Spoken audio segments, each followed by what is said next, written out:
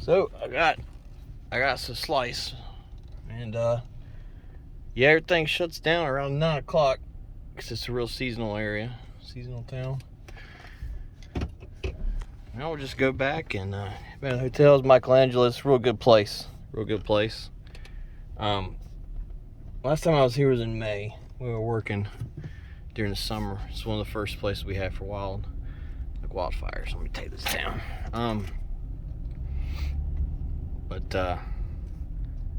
Yeah, they were pretty cool. They're good people. They had some pizza there for me. So let's see here. Let's talk about what everybody wants to hear. Let's talk about a little bit of magic. I've been working on a CEDH deck for a while now, and I finally got it going to where I want it to be. But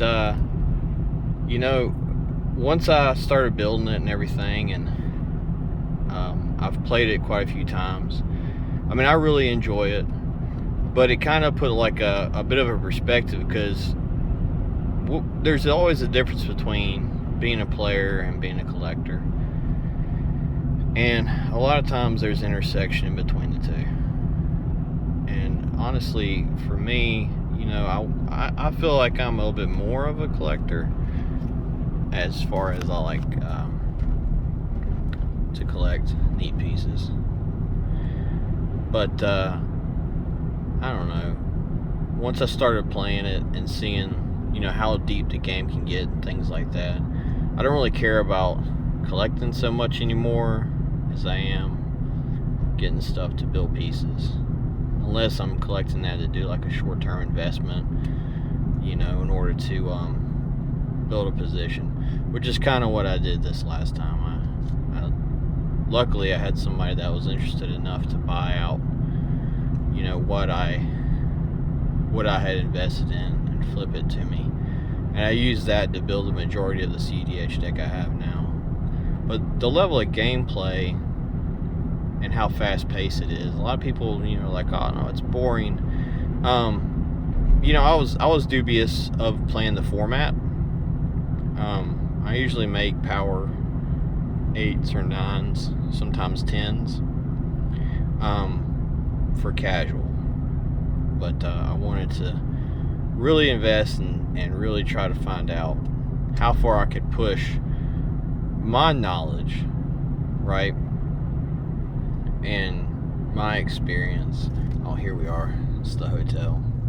So there's two parts of it. We'll show you the part where I initially parked, and then I want to find another spot.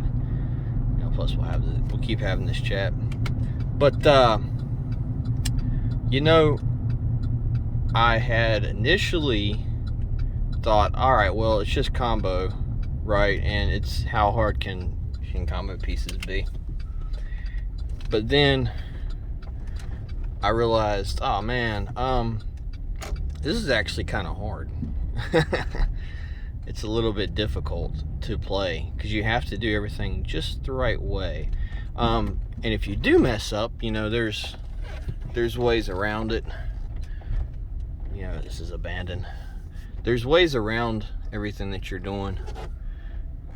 But you really have to be particular, and you have to figure out exactly what hand you're going to play, what hand you're going to keep. I mean, really, when it comes down to it, it is Legacy Light. But I think I'm going to park on the other side. Yeah. I don't know, maybe there's 50 people in this hotel tonight. It is pretty quiet. But we'll park on the other side because it's a little bit easier to be closer to the ocean on the other side anyway. Plus there's more people and there's better lighting. Actually, let's see here. Yep, and there's nobody on the road, so I mean there's no point in signaling. But whenever I say Legacy Light, it's because you're getting these expensive pieces. You're doing the Lion's Eye Diamond combo, right? You're trying to generate a mass amount of mana at one time. And for some people, that's like, oh, that's pretty lame. but really you're doing it so that you can outpace everybody else, and you can be faster. You also be able to, you need to be able to think on your feet when you're doing it, which is a big thing, right? So you'll mess up quite a bit. And actually, we're going to be backing up here, so watch my backup for me real quick while I'm looking. How's it doing? Am I getting close? You can't tell. You can't tell. You're not here in the vehicle with me. Yeah, I think we got it. We're nailing this pretty good. There it is. Cool beans.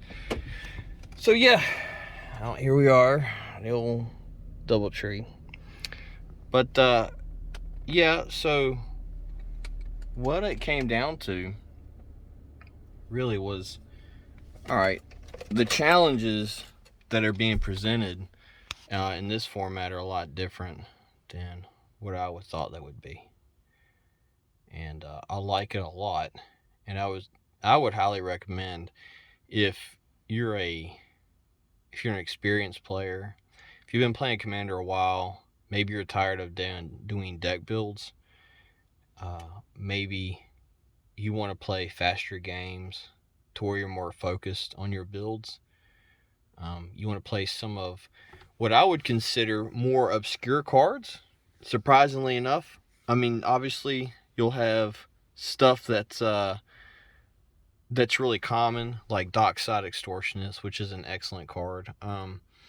You'll also have, your big crazy mana rocks and stuff like that. But at the end of the day, really, you do have some builds and you have flexibility, because there's always progress being made and new combos to find. You can mix different types of deck builds. So I built with Kess. I've always liked Kess. I thought she was cool, and I like her ability, and I like the colors, which is black, blue, and red. But I never really had something that I liked playing her with. Every time I built her, I always felt like I was missing out. You know what I mean? And finally, when I started to build her on a whim, really, I was like, I feel like I want to make her my CEDH deck. And I'm kind of glad that I did that, because she's worked out pretty good, and I feel like I'm actually playing her to the fullest of her abilities. I could do more with her, I feel like. But I went with my instincts initially. And I was like, all right, I feel like this is what should be in here. Once I did that, I went through and started looking at recommendations for how the build should go, what people have used in the past, the validity of some things. And I've tried out their builds as well. And I actually wound up mixing builds. So you have two type of prevalent builds for it. One of those would be the Turbo Kess ad nause. So you're really pushing to do ad nauseum and really build your hand up as fast as you can with ad nauseum, right? And then you go for your win conditions, which would be your Lab Maniac, and also your Thassa's Oracle. But you can also do Thassa's Pact. So you're looking for Thassa's Oracle with Tainted Pact, which is honestly has been my favorite way of playing it. The tanking of life off of ad nauseum, or doing Dark Confidant. I mean, those are all right. But really, whenever you look at the complete mana value of how much mana it would cost to play everything in the deck, and you're looking at 167, and that's with a majority primary 3 CMC stuff. It's not as appealing. Look at this. They warmed this pizza up for me, so it's good. Yep. I'm gonna have some pizza.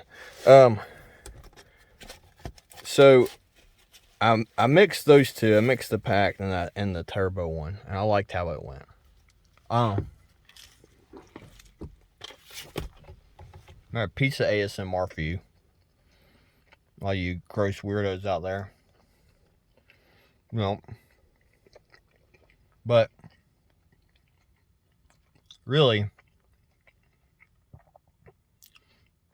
after thinking about it, there were some things that I just couldn't justify doing, like including the card intuition. I couldn't justify that. It's $130 on the low end, and I could find a copy for $150, and really, it didn't. I mean, I get what it is, right? But I'd rather just do other things. And then when playing with the, the dock side, it's obviously it's good, especially in a format where there's lots of artifacts. You know what I mean? It's invaluable, really.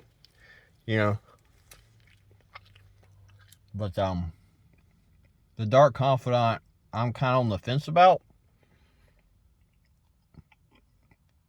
I have them in there and I'm playing them, but I don't know. I don't think it's something that I want to keep doing. Anyway, it's 11 minutes on this video. You got to see a little bit of a laminal space. I'll give you another video. We'll talk about this in a minute. I gotta finish up this pizza though. So there you go. The old greasy pizza. Good on you if you stayed this long and you like this video.